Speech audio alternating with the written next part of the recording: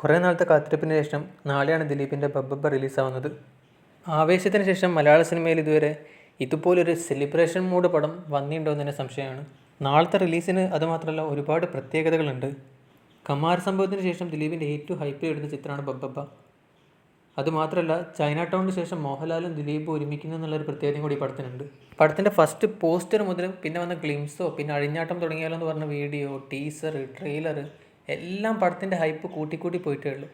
പടത്തിൻ്റെ ഹൈപ്പ് ചെറുതായിട്ടെങ്കിലും ഒന്ന് കുറച്ചെന്ന് പറയാൻ പറ്റുക ആ അഴിഞ്ഞാട്ടം എന്ന് പറയുന്ന സോങ്ങിന് മാത്രമേ ഉള്ളൂ. ഒരു ഭാഗത്ത് ഇത്രയും പേര് ഹൈപ്പിൽ പടം കാണാൻ കാത്തിരിക്കുമ്പം മറുഭാഗത്ത് അതേപോലെ തന്നെ ദിലീപിൻ്റെ സിനിമ ആയതുകൊണ്ട് ഈ സിനിമ കാണൂല എന്ന് പറയുന്ന ഒരു കൂട്ടം ആൾക്കാരുണ്ട്. അതിലേറിയ പങ്കും ഫാമിലി ഓഡിയൻസ് തന്നെയാണ്.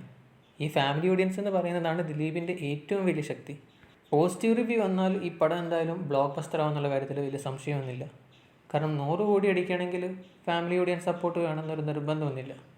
പക്ഷെ അതേ സ്ഥാനത്ത് ലോകിയൊക്കെ പോലെ 300 കോടി ആ ലെവലിലൊക്കെ കളക്ഷൻ കിട്ടണമെങ്കിൽ അതിന് ഫാമിലി ഓഡിയൻസിൻ്റെ സപ്പോർട്ടും കൂടി ഒരു അത്യാവശ്യ ഘടകമാണ്.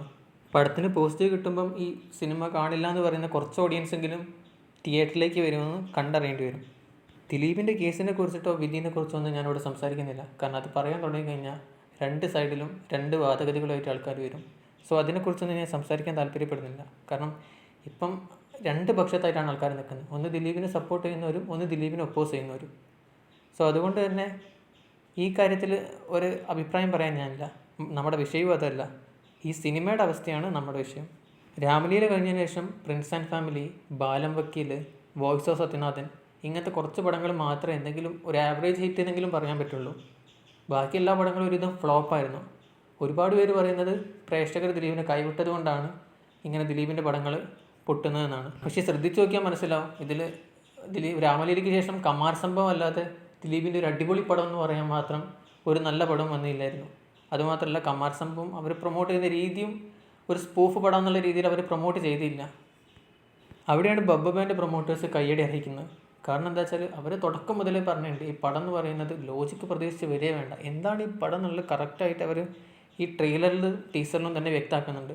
സോ അങ്ങനത്തെ ഒരു പടം പ്രതീക്ഷിച്ചിട്ട് തന്നെയാണ് ഇപ്പോൾ ആൾക്കാരെല്ലാവരും പോകാനും പോകുന്നത്.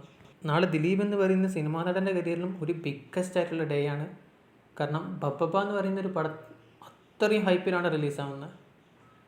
സോ ഇത് പോസിറ്റീവ് ആണെങ്കിൽ അത് ദിലീപിന് വളരെ വലിയൊരു നേട്ടമായിരിക്കും. നിങ്ങളുടെ ഈ സിനിമയെക്കുറിച്ചുള്ള അഭിപ്രായം എന്താ? നിങ്ങൾ ഈ സിനിമ കാണുമോ?